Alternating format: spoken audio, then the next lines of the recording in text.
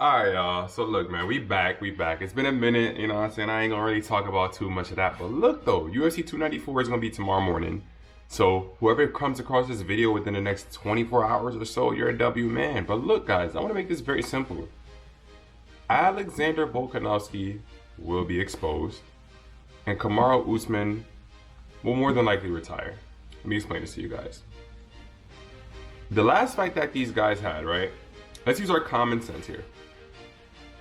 The last fight that Volk and Islam had, you know, people claim it was close, but, you know, Islam won 4 rounds to 1. But we know how it is in MMA nowadays, where if a guy can win the 5th round, all of a sudden he's supposedly, you know, wins the fight. It's a very weird dynamic going on, and we see it happen a lot, whether it's with the judging or it's with the fans.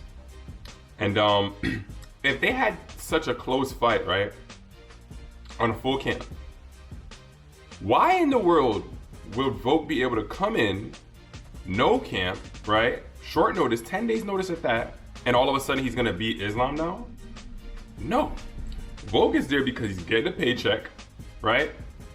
Even if he does lose, he's gonna get the respect that says, hey man, he stepped up on short notice against a guy that he already lost to, right? High risk. And at the end of the day, guys, he's still gonna be the featherweight champion. Like, we have to remember that. He's going to still be the featherweight champion. I bet you money, guys, Volkanovski is not taking a short notice fight as a featherweight champion. Obviously not, right? Like, he's not gonna take a short notice fight because there's a high risk there for him to do that. But him going up to 155, he has nothing really to lose. Now, to be honest, if he does lose this next fight, we don't know if Volk is ever gonna get another shot at 155 unless he decides to drop the featherweight belt and move up. That can always happen for Volk. So it's just for Volkanovski, it's a win-win all around in terms of him accepting the fight. But the reason why I say he's going to be exposed is because people are really sitting here having the audacity to think that he's going to be able to come in on a short notice and just beat Islam all of a sudden because last time the fight was close and this time he's going to get it done. The longer the fight goes, it's going to get worse for him, right? It's going to get worse for him because he's going to have to get a finish early, right? I don't care what anybody says.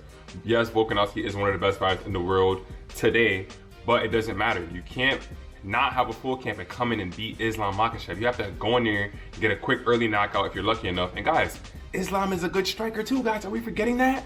Islam landed a ton of good strikes in the first fight, hurt Volk on the feet, he landed very well. I think in the last fight, anybody that's a real MMA fan and really watched that fight can agree that Islam probably surprised Volkanovski with his striking, and Volkanovski surprised Islam with his wrestling. So that's a fact we can take away from that fight. So you mean to tell me he's prepared a full camp for a wild strike? Guys, remember, he was preparing for Charles Oliveira. Charles Oliveira is a wild striker. You don't think that Islam was preparing to strike, right? You know, like, we don't think that. So that fight's gonna go like that. Now, as for Kamaru Usman, right? Guys, are we serious? We know the history of Kamaru Usman's knees. Anybody that keeps with MMA know that his knees have not been in the best of shapes. I think even he doesn't even run because of how bad his knees is in any camp. So that's number one, right? He's 36 years old, right? He's coming off of back-to-back losses to Leon Edwards. He got viciously knocked out to the point where he was just only trying to grapple Leon Edwards. Like, he really wasn't trying to strike in that fight at all. He was just trying to grapple, couldn't do it. Leon had great takedown defense.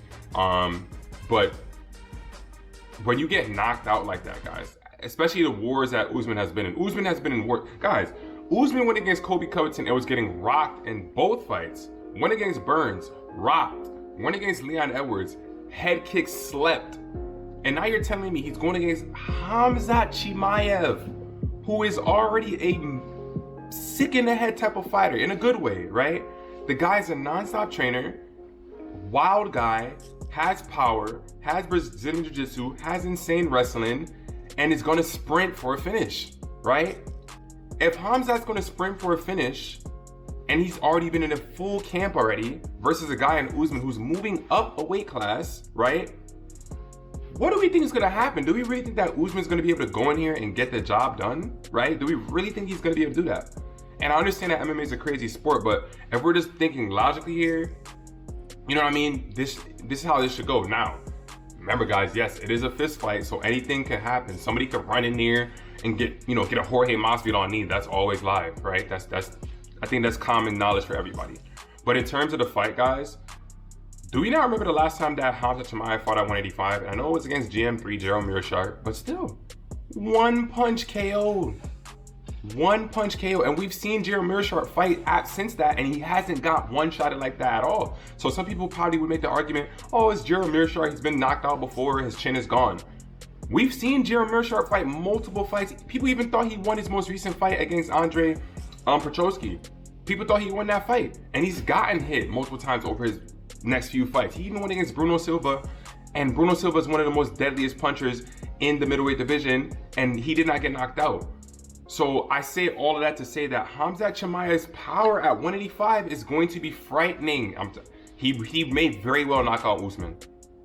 I really think that Hamza Chimaev is going to get a finish here. It's going to be brutal. I think it's going to be honestly brutal. That's my literal prediction. I think it's going to be a very, very bad KO.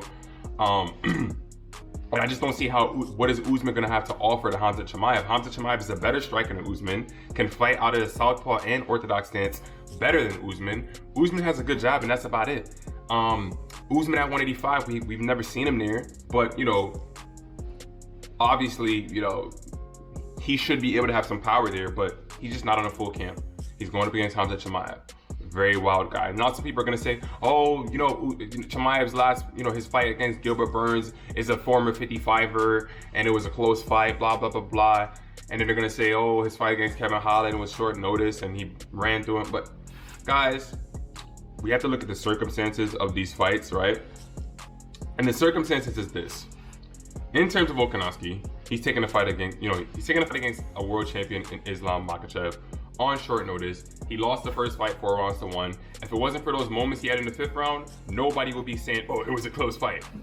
I can guarantee you that right now. Now, he's gonna lose the fight. You know what I'm saying? But once again, Volkanovski's a smart man. He's gonna get paid. He's still gonna be the featherweight champion. He can sit there and say, hey, I took the fight on short notice, and he can make an argument to somehow get a title shot again. If Max Holloway can get a title shot 3 times versus Volk, which he earned, I don't see why Volk can't get a 55 title shot again. He could say, I'm done with featherweight and go to 55. If he really believes he could be a champ at 55, he can really leave the belt alone and, do that. So that's why Volk is, a smart man, but once again, he's gonna get exposed in his fight. You're not beating Islam without a full camp. For Usman, listen, you're going up against Hamza Chimaev. The guy's a madman, insane power, better striker, insane wrestling, you know what I mean? And he's gonna test that with Usman. Usman has, his knees are shot. He's coming off of a knockout loss and then another loss to Leon Edwards. This is not going to go well for either of those guys. I'm telling you that right now. It's not going to go well for Volk, but he's going to get paid. He's still going to be the featherweight champ, so he's not really losing at all. And Usman, after this, I ended up with this saying the reason as to why he's going to retire. Guys, what else is there left for Kamaru Usman to do? He's arguably the greatest welterweight of all time, right?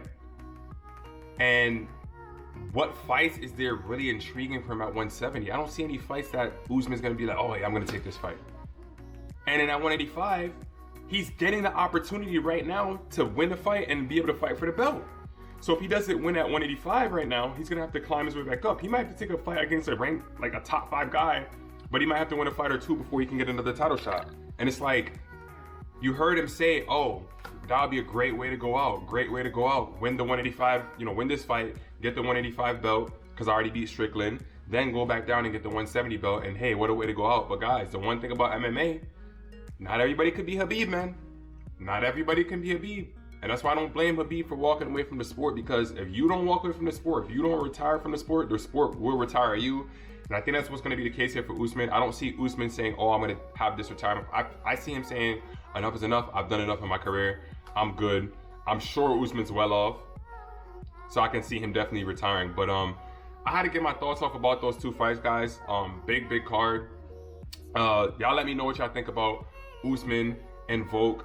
I think they're both, nonetheless, we're always gonna have love for guys like Usman and Volk, and especially just for those 2 guys specifically because of what they've done in their career and because of the fact that they're willing to put so much on the line right now. Even though both guys are gonna get paid, let's be real, both guys are gonna get paid. One's a former champion, arguably the greatest welterweight of all time, and then the other is the current featherweight champion, one of the pound for pound best in the world. Both guys are gonna get paid, so credit to them. But that's pretty much it. I think I gave my full thoughts on those fights. I got Islam and Chimaev, and Islam and Hamza winning their fights pretty much easily. I think they're gonna, there's gonna be some resistance, but both guys are short notice fights, so I just can't see it away unless Volk and Usman can get early knockouts. Other than that, they have no shot. But yeah, guys, that's my thoughts on the co-main event and the main event for UFC 294. Y'all boys, let me know what y'all think, and yeah, I'll catch y'all in the next video. Peace.